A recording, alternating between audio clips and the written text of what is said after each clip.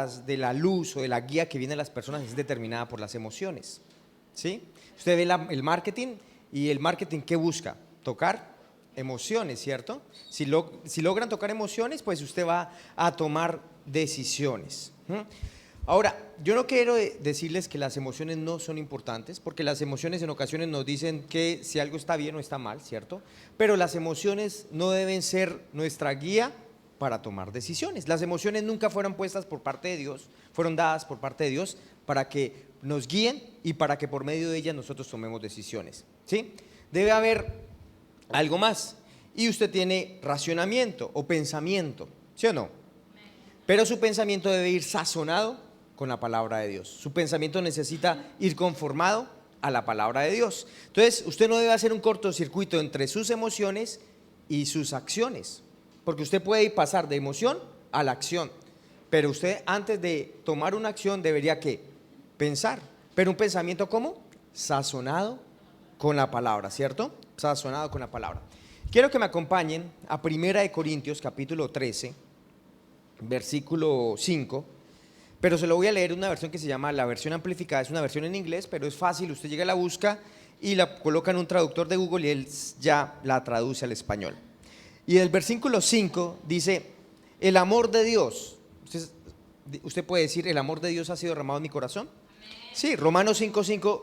Realmente nosotros como creyentes no deberíamos pedir, Señor, dame más amor. No, nosotros necesitamos entender que el amor ya fue colocado ¿en dónde? En nuestros corazones. ¿Cuándo? Cuando usted creyó en Jesús. Ese amor fue colocado en nosotros. Y ese amor, uno tiene un amor natural, pero el amor natural dice, ay no, eso es como el amor de la mamá. Pero generalmente la mamá sí es amorosa, pero siempre hay algo de tal vez puede ser de egoísmo allí, ¿cierto? Pero el amor de Dios no es así. Versículo 5 dice, el amor de Dios no es engreído. Aquí dice, no hace nada indebido, soberbio e inflado de orgullo, no es grosero, no es descortés, no actúa indebidamente. El amor de Dios en nosotros no insiste en sus propios derechos o en su propio camino, porque no es egoísta. Y esto me gustó a mí, esto que dijo. El amor de Dios en nosotros no insiste ¿qué? En sus propios derechos o en su propio camino, porque no es. ¿Cuál es la tendencia de nosotros? A ser egoístas, a insistir en nuestros propios derechos, ¿cierto? A hacer la manera a nuestra, hacer las cosas a nuestra manera o en nuestro propio camino. Y estoy leyendo un libro que se llama Las 4 estaciones del matrimonio, es de Gary Chapman. No sé si ustedes han escuchado los 4 lenguajes del amor, los 5 lenguajes del amor. Es el mismo autor de este libro, Las 4 estaciones del matrimonio. ¿Y cuáles son las 4 estaciones? Aquí no hay, pero si usted va al norte o al sur y encuentra las 4 estaciones, ¿cuáles son? Verano, invierno, esas son las 4 estaciones. Y por eso el título hoy se llama ¿cómo? De la prédica, la estación de invierno, ¿sí? La estación de invierno. Y en ocasiones relaciones matrimoniales o relaciones entre padre, hijos, relaciones con personas cercanas, ¿sí? Se pueden como asemejar a las 4 estaciones. Y él habla que la relación de la estación de invierno en los países donde hay esas estaciones es la estación más dura, porque nosotros vivimos en Argentina y el tiempo que vivimos allá nosotros llegamos en invierno. Y sabe que uno encuentra sensación térmica de -2, -3 grados centígrados. O sea, la temperatura es de 1 o 2 grados centígrados, pero la sensación térmica es aún mayor. Y yo me acuerdo que yo salí al centro en un día de esos de invierno. No es que esté lloviendo, es que hace frío. No llueve, generalmente en invierno allá no llovía, pero sí hacía mucho frío. Y salí y eso era como medio hipotermia, o sea, nunca había sentido un frío tan terrible. Y eso que tenía de esos sacos que usan los alpinistas y toda esa vaina, pero era un frío en las piernas. Después fue que me di cuenta que ellos compran algo que se llama una calza, sí es calza, ¿no? Y es como una media velada que se coloca debajo del jean. Y eso hace que no le dé tanto frío, ¿sí? Entonces, uno tiene que saber estas cosas pues para no sentir tanto frío, ¿no?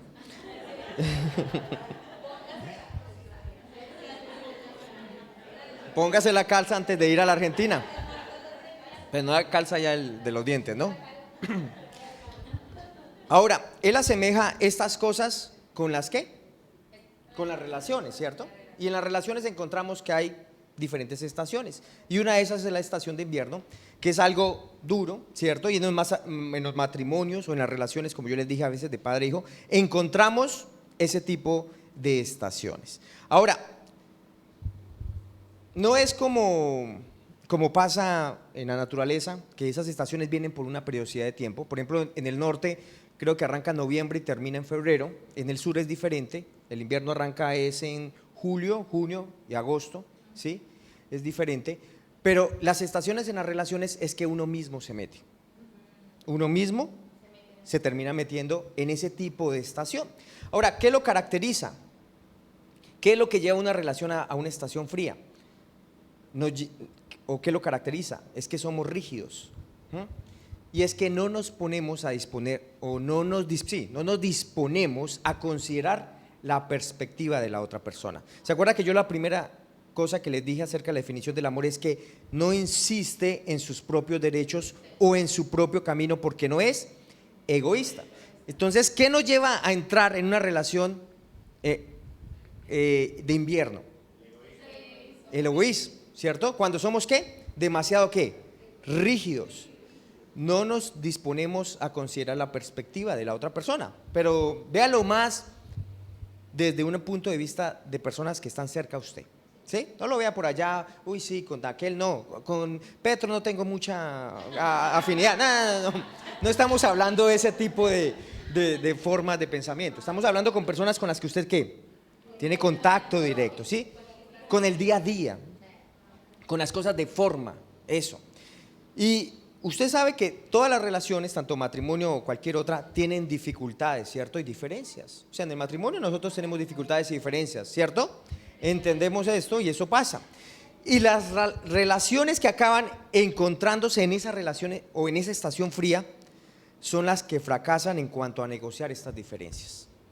¿Fracasan en cuanto a qué? O sea que vamos a encontrar diferencias. Dentro del matrimonio, dentro de las relaciones van a haber diferencias, o sea, eso no sería algo extraño, van a haber. Pero cuando fracasamos en negociar en esas diferencias, ¿hacia dónde nos dirigimos? Dígase, a una estación de frío. Dígale al de al lado, necesitas tu calza.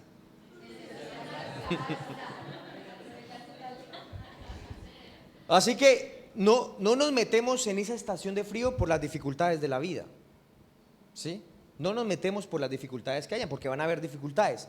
Entonces, ¿por qué nos metemos? Por la manera en que respondemos ante la dificultad. Sí, la dificultad se presenta, pero ¿cuál es la manera, cuál es su actitud o cuál es su respuesta ante qué? La dificultad. Entonces, cuando una de las dos partes, o sea, en la relación, insiste, es que esto se debe hacer como yo digo, o no se hace, ¿a qué está empujando?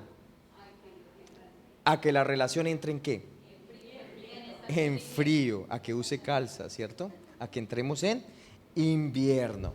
Entonces, o sea que básicamente nos metemos en esta estación por no saber cómo responder a las diferencias y terminamos ¿cómo?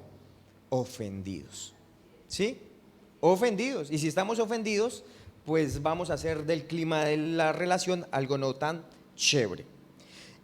Y sabe que en lo natural, usted sabe que una estación ¿cuánto dura? ¿3 meses? Sí, 3 meses, ¿cierto? 4 por 3, 12, porque son 4 estaciones, 3 meses. Pero en las estaciones, en las relaciones, ¿sabe que usted se puede meter en una estación y puede durar toda la vida en esa? Toda la vida en invierno, toda la relación en invierno, ¿sí? Porque vamos a ver que en esa relación, en esa estación, hay 3 características que nos van a identificar si estamos metidos en eso o no. Emociones, actitudes y acciones, ¿sí? Si usted quiere saber si está metido allí, en una relación, lo va a identificar ¿por qué? Por emociones, actitudes y acciones. Muy bien. ¿Qué emociones se sienten en esa estación de frío? Se siente un dolor, ¿sí? Se siente ofendido, se siente enojado, se siente desalentado, se siente en soledad y se siente rechazado. ¿Cuáles son las emociones? Dolor, ofensa, enojo, desaliento, soledad, rechazo. O sea, si hay una relación donde usted siente todas esas cosas, es una relación que está ¿en qué? En invierno, en invierno. O sea, hasta ahora estamos diagnosticando, como dijo la pastora, estamos haciendo sí, un chequeo, una radiografía, vamos mirando cómo está la cosa. Tranquilo que no nos vamos a quedar ahí, pero sí es importante que diagnostiquemos. Entonces, una relación que tiene todas esas emociones es un matrimonio que está en una estación de invierno debido a que las diferencias no supieron cómo resolverlas, ¿cierto? Donde se quedaron radicales en un punto de vista y se hace así o no se hace y punto. Actitudes.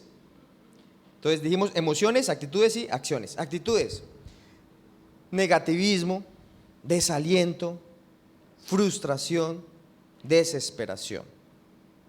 O sea, negativos es que esto no va para ningún lado. Un desaliento es que no me interesa hacer nada por la relación. Una frustración es que siento que no estoy avanzando, ¿cierto? Sí, y me comparo, exacto, me frustra eso. Estoy frustrado porque no puedo llevar a cabo esto que yo estoy pensando. Y desesperación, ya la última que yo quiero es aquí, desertar, si nos abrimos. Cuando está en esa situación, usted percibe los problemas más grandes de lo que son. ¿Sí? Hace de un vaso de agua una tormenta impresionante. O sea, usted dice, no, aquí no hay manera que hacer. ¿Y usted no le ha pasado? Yo creo que a todos, ¿no? De un problema hemos hecho algo gigante. Y se agrandó. Y el diablo es un experto en agrandar problemas. Cosas pequeñas hace que sean gigantes. ¿Cómo pensó hacerme eso? Y más si uno se ofende con personas que son muy cercanas a uno, ¿cierto? Porque ¿qué espera más de ellos, cierto? Y que hacen algo que uno no espera y se ofende mucho más. ¿Sí o no? Solo me pasa a mí. Posiciones demasiado extremas, ¿sí? ¿Y cuál es nuestra tendencia? Y eso usted le dice por ejemplo a mi esposa, la culpo a ella.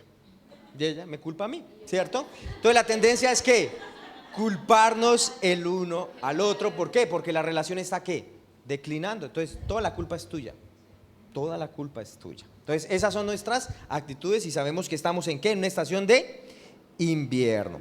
Acciones, ¿qué acciones tenemos? Acciones destructivas en contra de la relación. Hablamos con dureza, somos fuertes con nuestras palabras. Otra es que no nos hablamos, ¿cierto? Hacemos allí silencio. Vivimos como en dos iglús. ¿Sí sabe qué los iglús? Eso, cada uno allá en su iglú. Y aún ha llegado que hay violencia, ¿cierto? Entonces, ¿cómo está ese clima de la relación? Es cierto, en invierno hay mucho frío, hay mucha dureza, hay mucho alejamiento, amargura. No estamos dispuestos a negociar esas diferencias. Si vamos a conversar, ¿cómo terminamos? Agarrados, ¿cierto? Peleando, ¿cierto? No podemos hablar, sino que discutimos. O mejor, silencio prolongado. Mejor no nos hablemos porque si nos hablamos, nos agarramos. Y usted y yo tenemos que saber que mientras vivamos en este mundo, tendremos la posibilidad de ser ofendidos. Sí, todos en algún momento. Si usted no ha sido ofendido, ¿en dónde se metió? ¿En dónde estaba escondido? Que no se ha ofendido, ¿cierto? Todos nos vamos a ofender, ¿sí o no? Todos. Uno se ofende hasta con la palabra de Dios, hasta con Dios mismo se ofende. ¿Pero por qué, Señor, hiciste eso? Siendo que Él es perfecto, pero uno termina ofendido con Él. Con ese que usted tanto ama, con sus hijos también se ofende. Con su mamá, con su papá, con todos nos ofendemos. El problema no es que no nos vayamos a ofender, porque no va a pasar eso, o sea, eso no existe, sí nos vamos a ofender. El problema es que no sabemos cómo salir de las ofensas. O sea que tenemos que aprender ¿a qué? A salir de las ofensas, no nos vamos a quedar allí, ¿cierto? Tenemos que salir. No podemos prevenir que las ofensas ocurran, pero podemos evitar quedarnos estancados en ellas y amargados. O sea que si no sabemos lidiar con las ofensas, ¿cómo vamos a quedar? Estancados y ¿qué? Y amargados. Amargados allí en nuestro corazón. Oportunidades para ofendernos siempre se presentarán a cada uno de nosotros. Aún Jesús lo dijo, Lucas 17:1.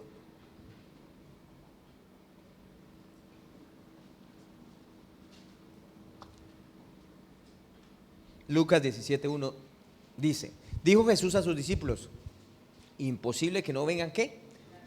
Tropiezos. Y tropiezos está hablando acerca de ¿qué? De ofensas. ¿Sí? Imposible que usted no sea ofendido. O sea que, ¿cómo ve Jesús la ofensa? ¿Como un qué? Puede ser un tropezadero para usted. Depende cómo usted responda ante esa situación. Jesús no es que fuera portador de malas noticias, pero dijo algo que iba a suceder en nuestras vidas. Entonces, una cosa que debemos tratar nosotros o debemos aprender es cómo tratar con qué, con las ofensas. Y quiero que me acompañen por favor a Hebreos 12:14. Hebreos 12:14.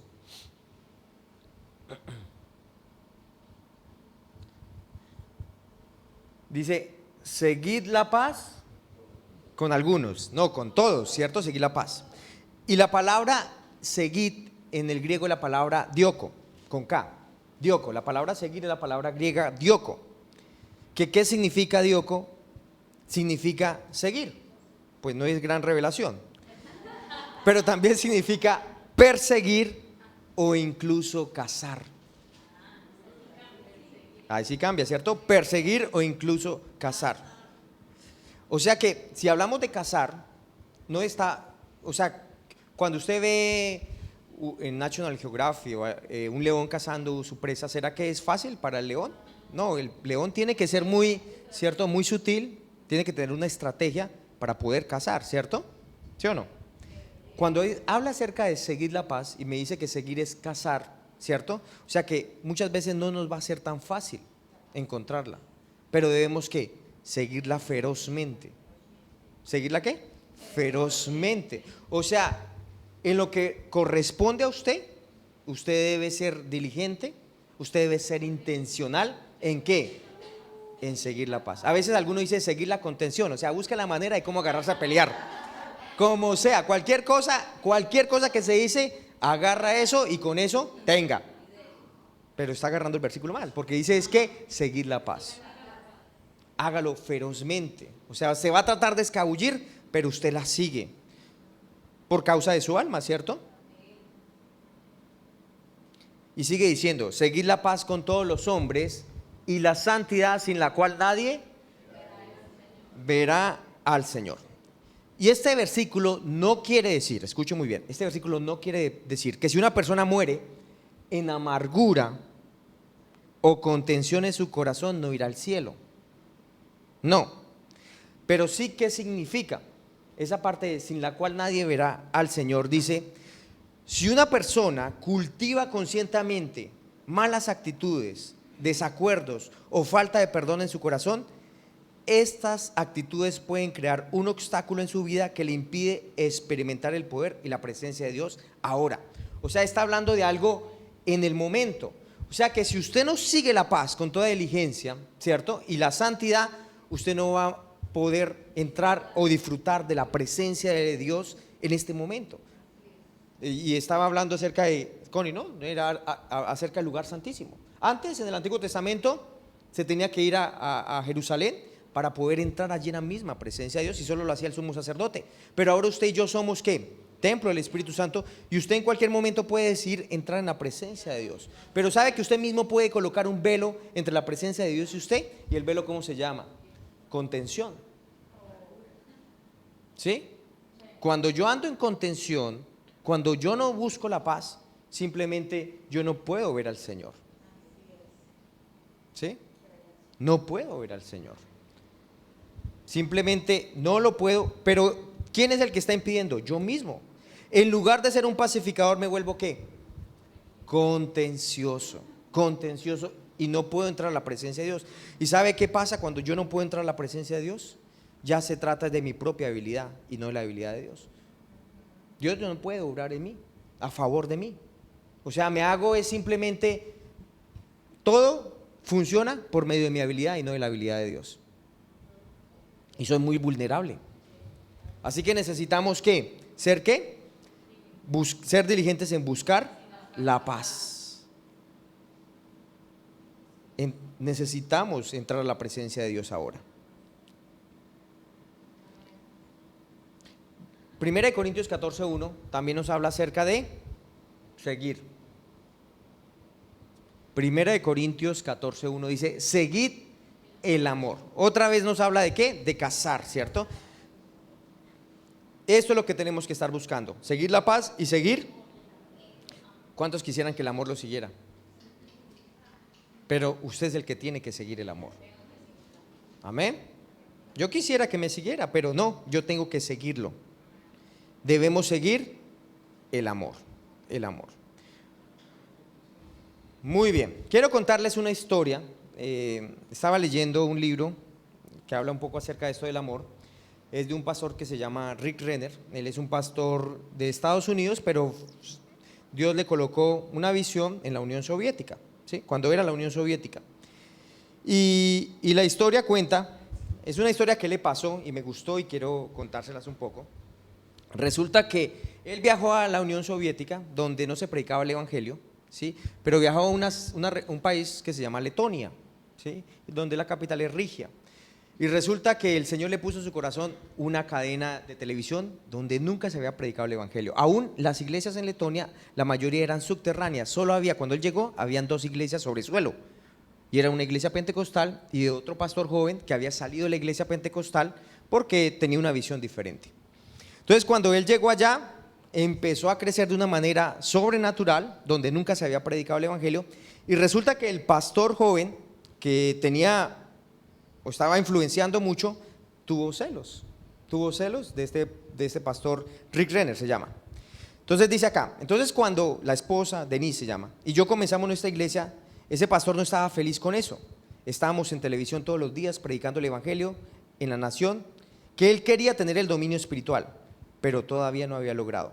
Y cuando nuestra iglesia empezó a crecer rápidamente, él se sintió amenazado.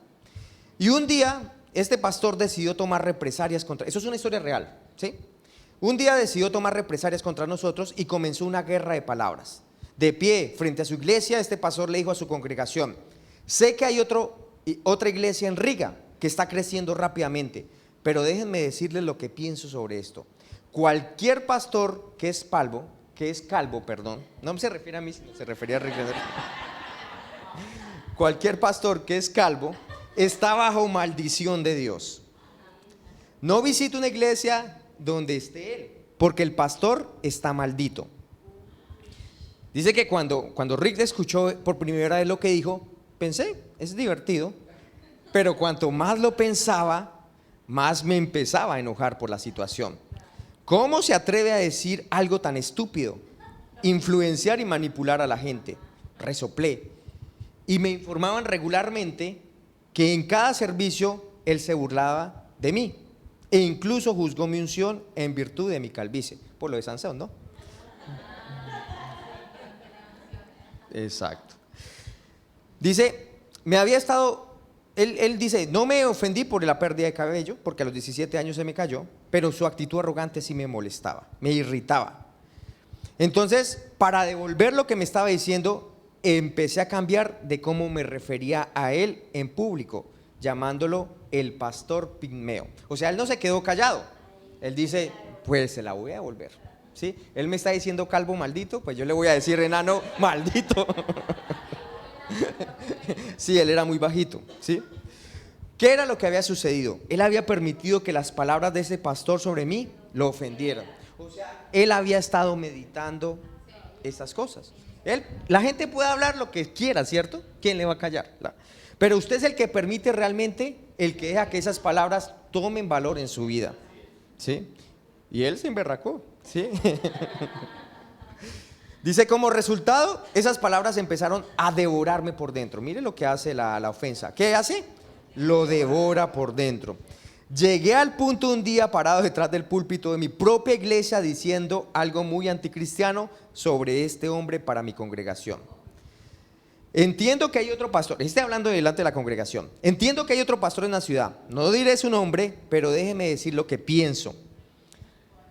Él dice, podía ver cómo mi esposa se retorcía en su silla en primera fila. Sabía que ella estaba esperando que me detuviera antes de decir lo que estaba a punto de decir, pero seguí adelante con todo vigor y lo dije. O sea, antes con toda valentía, sabiendo que la esposa no estaba de acuerdo. Si quieren saber quién creo que está maldito, creo que cualquiera cuyo crecimiento fue atrofiado está bajo maldición de Dios. O sea, no se quedó callado y lo hizo frente a la iglesia. Quiero dejarlo claro hoy, que si alguien es maldito, es un pastor del tamaño de un pigmeo. Entonces, desde ese momento, como arrancó una disputa, ¿cierto?, entre el uno y el otro. y empezaron ellos a atacarse públicamente. Imagínense, donde había avivamiento en esa ciudad, donde no se había predicado, donde yo busqué hoy estadísticas y ahora el 72% de esa ciudad es cristiana, imagínense, ¿cierto? A pesar de la carnalidad que había en estos dos pastores, ¿cierto? Dice, empezamos a atacarnos públicamente con nuestras palabras. La verdad fue vergonzoso. Estaba listo para seguir vomitando esas malas palabras tanto como sea necesario para ganar esta disputa. Entonces mire lo que sucedió. El Espíritu Santo me detuvo el tiempo suficiente para hacerme una pregunta. Rick, ¿quieres un avivamiento en tu vida y en tu iglesia? Él respondió, sí Señor, tú lo sabes. Me preguntó de nuevo, Rick, ¿estás absolutamente seguro de que quieres un avivamiento en tu iglesia?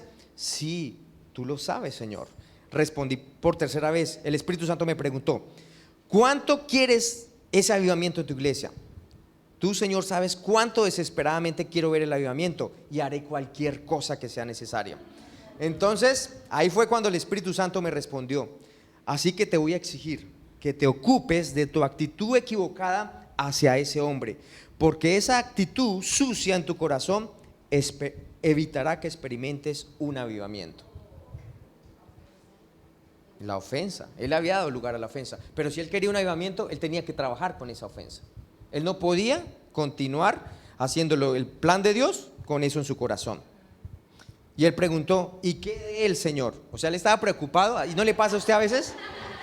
Que el Señor lo confronta, ¿sí? Al esposo o a la esposa. ¿Y qué de ella? ¿Ella también? Sí, a mí me dice algo el Señor y yo, ¿qué? ¿Ella qué?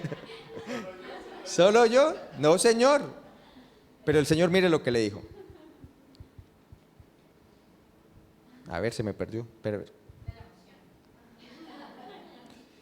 no te estoy hablando de este hombre, te estoy hablando de ti, a ti. Me ocuparé de él, pero ahora estoy lidiando contigo por tus reacciones hacia él. ¿Listo? O sea que usted no le pregunte al Señor, ¿y qué? ¿Y este qué? No, no, no. Él quiere primero trabajar con usted. O sea que el problema es suyo, no es lo que está haciendo esa otra persona.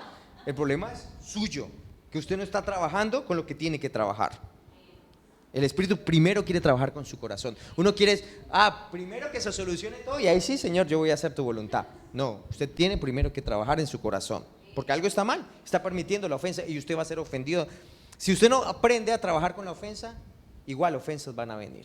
Y no siempre las otras personas van a estar dispuestas a dar solución. ¿Estamos de acuerdo? Cuando el Espíritu Santo me pidió que fuera a donde el pastor, y me dijo, y debes ponerte de rodillas frente a él. Mi primera respuesta fue, no, no lo haré. No voy a darle a este hombre el placer de verme de rodillas frente a él. O sea, él estaba seguro que en el momento que lo hiciera, al salir él de su oficina, le iba a decir a todos, Rick Renner se inclinó ante mí hoy. ¿Sí? Entonces él dice, bueno, entonces le pedí a mi asistente para que me acompañara, para darme apoyo moral. Y condujo por la ciudad hasta la oficina de la iglesia del pastor, del pigmeo, ¿no? Mientras estaba sentado en su oficina, hablamos sobre el clima, la política, nuestros hijos. Finalmente no teníamos más nada que hablar y supe que había llegado el momento de hacer lo que había ido a hacer allí. Podría levantarme e irme de la oficina dejando el tema inconcluso y fallar por completo en esa tarea. O podría ponerme de rodillas y hacer lo que Jesús me había pedido que hiciera. Él solo me miró, así que continué. Escuché muchas cosas malas que dijiste sobre mí. También conozco algunas de tus doctrinas y las encuentro muy mal. O sea, él tuvo la intención de ¿qué? De confrontarlo, ¿cierto? Y decirle, mire, yo lo escuché a usted diciendo eso de mí. Pero en ese momento comencé a entrar en modo acusatorio y tuve que forzarme deliberadamente a irme de ese modo. Dice, pero no estoy aquí para tratar contigo hoy, estoy aquí para tratar conmigo. Me ofendiste y creí en todas las cosas negativas que me hablaron acerca de ti. Por favor, acepta mis disculpas por repetir estas cosas a otros. Me equivoqué, he sido una fuente de división. Estoy aquí para pedirte que me perdones.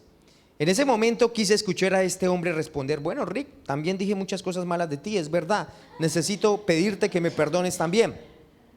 Pero en lugar de disculparse conmigo, solo me miró con una sonrisa de alegría en sus ojos. Yo podía ver que estaba saboreando cada momento de mi aflicción.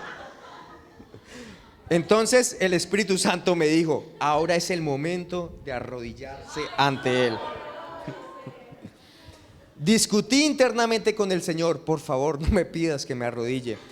Pero el Espíritu Santo habló a mi corazón, Reed, tienes que arrodillarte frente a este hombre para pedir perdón correctamente. Así que me agaché con una rodilla en el suelo, pensando que si lo hacía a mitad de camino, el Señor estaría satisfecho. Pero escuché al Espíritu Santo decir, las dos rodillas. Yo sabía muy bien en ese momento que si quería agradar al Señor y experimentar una frescura de su presencia dentro de nuestra iglesia, tenía que obedecer completamente por muy humillado que me sintiera. Sin importar cómo ese hombre respondiera, también sabía que si no lo hacía justo en ese momento, tendría que volver por segunda vez. Dios no me dejaría escapar. Así que me arrodillé con ambas rodillas, miré a ese pastor y le dije, hermano, me arrepiento ante Dios y ante ti por la actitud fea y las palabras que he promovido y repetido contra ti. Ese día la libertad entró en mi alma y a partir de ese día no me importó lo que ese hombre dijera o no dijera sobre mí. Había hecho lo que el Señor me pedía y estaba libre. Además, mire, ve, comencé a tomar medidas intencionales de buscar realmente la paz con él. Denise, o sea, la esposa, y yo lo invitamos con su esposa a cenar en nuestra casa en varias ocasiones. También lo invité a predicar en nuestra iglesia. Fui a conferencias en su iglesia. Yo estaba cazando, persiguiendo la paz con ese hombre. Después de todo, éramos pastores de las dos iglesias más grandes de la ciudad. Por lo menos necesitamos estar en paz unos con otros por el testimonio de Cristo en Riga. Después él cuenta el testimonio y dice que se hicieron buenos amigos. ¿Sí? Después se hicieron buenos amigos. Pero fíjense cómo primero el Señor trató con el corazón de él, ¿cierto? A veces uno le está echando la culpa al otro, pero él primero quiere ¿qué? Trabajar nuestro corazón. Entonces, 3 pasos para salir de la estación de invierno en su relación. ¿Si quieren salir de esa estación de invierno? No. 3 pasos para salir de la estación de invierno. Si de pronto, algunos estarán, otros dicen, no, yo no. Bueno, van a estar. También caerá. Jesús lo dijo, yo también lo digo. Paso 1. Cuando usted en una estación de invierno en su relación, primero identifica sus errores. ¿Por qué? En ocasiones somos muy duros con otras personas porque no nos damos cuenta de nuestros propios errores, los errores que nosotros hemos cometido, ¿cierto? Y más cuando se es más joven, se es más duro. ¿Sabe por qué? Porque uno como joven no ha cometido tantos errores, ya después que pasan los años y se da cuenta, oiga, yo no soy tan perfecto como yo pensé. ¿Sí? Ya cuando uno ya lleva más años y uno dice, uy no, ya muchos errores he cometido. Pero el joven, como no ha cometido tantos errores, es más que más duro en sus apreciaciones. Mire lo que dice Mateo 7 del 3 al 5. Mateo 7 del 3 al 5. Se lo voy a leer en la versión amplificada también. Lo puedes colocar ahí. Mateo 7 del 3 al 5. Dice, porque miras desde afuera la partícula muy pequeña que está en el ojo de tu hermano, pero no te das cuenta ni consideras la viga de madera que está en tu propio ojo.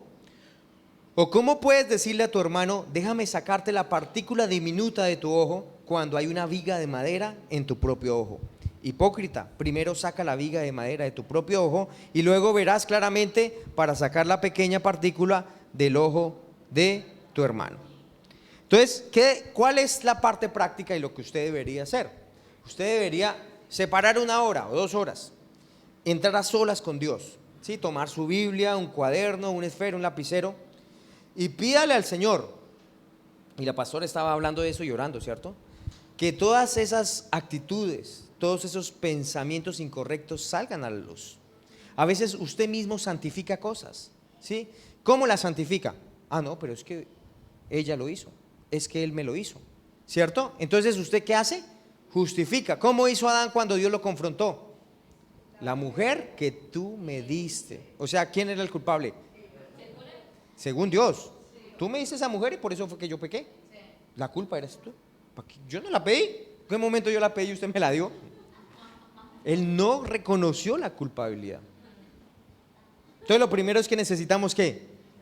Reconocer. Entonces, ¿qué va a hacer usted? Señor, Padre, necesito, Señor, que esos pensamientos, que esas actitudes incorrectas salgan a la luz. Los suyos, ¿no? Sí. Los suyos, porque usted no tiene muy buenos pensamientos y muy buenas actitudes. Que usted pueda darse cuenta que cosas que usted mismo ha cauterizado. ¿Sí sabe qué es cauterizar? Es como encallecer. ¿Sí le ha pasado de pronto trabajando con algo, una pala, una pica? ¿Qué pasa? Se encallece. ¿Y qué es encallecer? ¿Pierde qué? Pierde sensibilidad, ¿cierto? Cosas que usted sabía que eran malas, pero usted por cuestión de estar constantemente haciéndolas, diciéndolas, declarándolas una y otra vez, usted ya se encalleció. Y usted ya dice, no está mal, se lo merece. ¿Sí? Pero no debemos llegar a ese punto. Nosotros necesitamos ser sensibles a la guianza del Espíritu Santo. Entonces, pensamientos incorrectos que ¿qué? Que salgan a la luz, que puedan darse cuenta que cosas que se han cauterizado, encallecido en su vida, que usted ha santificado pensando que son correctas, sean expuestas a la luz de la palabra de Dios. Entonces, ese es el primer ejercicio. ¿Cuál? Reconocer mis actitudes, mis pensamientos, mis acciones, mis palabras incorrectas. Segunda de Corintios 10 del 3 al 6. Segunda de Corintios 10 del 3 al 6. Dice, pues aunque andamos en la carne, no militamos conforme a la carne. Versículo 4. Porque las armas de nuestra milicia no son carnales, sino poderosas en Dios para destrucción de... ¿Qué son fortalezas? Fortalezas son cosas en su mente que usted mismo ha edificado, que usted mismo ha alimentado y usted se las cree. Usted está convencido que eso es verdad, que está bien que usted piense así. ¿Sí?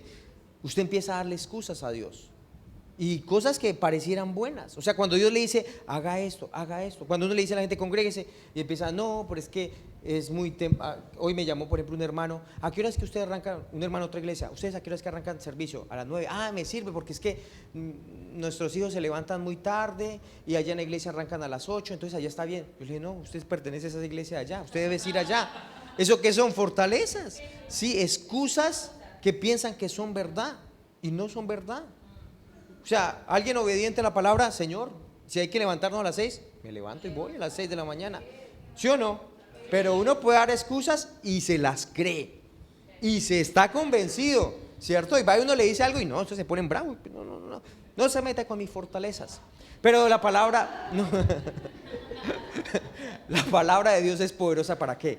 Para destruir fortalezas. Hay cosas que creemos y son cosas incorrectas, que no están bien, que no son conforme a la palabra de Dios. Sigamos, versículo 5, derribando argumentos y toda altivez que se levanta contra ¿qué? Contra el conocimiento de Dios y llevando cautivo todo pensamiento a la obediencia a Cristo. Entonces, eso es lo que vamos a hacer, entrar en oración ¿para qué? Para llevar todo pensamiento cautivo a la obediencia a Cristo. Y tenga presente algo, ¿sabe cuándo Satanás se le presentó a Jesús? ¿En medio de qué? En medio de la oración, en medio de que él se había apartado un tiempo para Dios, ¿cierto? A veces usted dice, voy a oración, y usted piensa que solamente Dios le habla. No, el diablo también le va a hablar. Y tenga presente que Satanás le dirá algo así, cuando empieces a darte cuenta de esas malas actitudes. Bueno, es cierto que no fuiste amable con tu esposo o tu esposa, pero eso fue por lo que él o ella te hizo. No es culpa tuya, bien merecido lo tiene. ¿Sí? Eso va a ser lo que le va a decir Satanás. Pero usted tiene que primero reconocer que sus errores. Si usted piensa que el culpable es otro, usted nunca se va a ser responsable de lo que tiene que cambiar. Y no hay, ahí Dios no va a trabajar nada, porque la culpa la tiene el otro. Mientras usted no reconozca su falla, no hay manera, no hay arrepentimiento y Dios no puede trabajar con usted. ¿Sí? No puede trabajar con usted porque usted no reconoce que está fallando en ese punto. Y Satanás no quiere que usted sea honesto. Satanás quiere que usted culpe a otros por su propio comportamiento pecaminoso. Si usted va a tratar con errores del pasado, debe identificarlos y estar dispuesto a aceptar la responsabilidad por su propio comportamiento erróneo. Aún usted dice, pero no salió tanta cosa. Usted puede preguntarle a alguien que no sea como parcial, sino imparcial. Por ejemplo, un hijo si ya está grande. Bueno, quiero que me digas, o sea, estoy tratando de mejorar, por ejemplo, mi relación, mi matrimonio, ¿sí? Quiero que me digas cómo has visto que es mi actitud frente a mi esposa. ¿Con qué propósito? A veces uno no se da cuenta, no, papá, tú has sido duro, tú le has dicho estas cosas. Y yo no me había dado cuenta, pero va y me dice mi hijo, mira, en cierta manera tú le hablas fuerte. O tú has tenido una actitud egoísta y no has reconocido eso. Y nosotros necesitamos como confrontarnos con esas cosas y darnos cuenta, oiga, yo no soy tan perfecto como pensé. Me he equivocado. Por eso le digo, con alguien que sea imparcial, porque de pronto va y le pregunta a la suegra, no, no, mi hijita, ese man la trata súper bien, eso es un amor, un tesoro precioso, cuídemelo más, al guache ese. Segundo, entonces la primera es que identifique sus errores. O sea, estamos haciendo, esto ya es más para más maduros, ¿no? Esto ya es para, oiga, sí, yo tengo que corregir cosas, yo tengo que reconocer que estoy fallando, yo tengo que como responsabilizarme de eso. No voy a echar la carga por los errores del otro. No, yo tengo que asumir esa responsabilidad. Lo segundo es confesión y arrepentimiento. Yo necesito confesarlo a Dios, ¿sí? ¿Confesar qué? Mis actitudes, mis errores, ¿cierto? Primero qué, a Dios y luego el otro. Confesión significa estar de acuerdo con, sí, cuando confiesa sus fracasos y admite que ha herido a su cónyuge, está poniéndose de acuerdo con Dios en que usted erró al blanco. ¿Sí? Confesión es que usted reconoce que sí la ha embarrado, ¿cierto? Que sí ha cometido errores, que sí ha errado. Y arrepentimiento significa darse la vuelta y caminar en la dirección opuesta. Arrepentimiento es ¿qué? Que yo no voy a seguir en esa misma ruta, sino que yo cambio. Pero arrepentimiento viene porque yo cambio mi manera de pensar. No solamente es cambiar mi accionar, sino cambiar ¿qué? La manera de pensar. Porque a veces personas cambian su manera de actuar, pero no su manera de pensar, y al final terminan ¿qué? Volviendo a lo mismo. Pero usted primero tiene que ¿qué? Cambiar su manera de pensar. Y eso va a cambiar la forma en la que usted está procediendo. Eso. Y por último, pida perdón. Recuerde, el perdón no es un sentimiento, es una decisión. No perdonamos porque se lo merezca el otro. Perdonamos por gracia.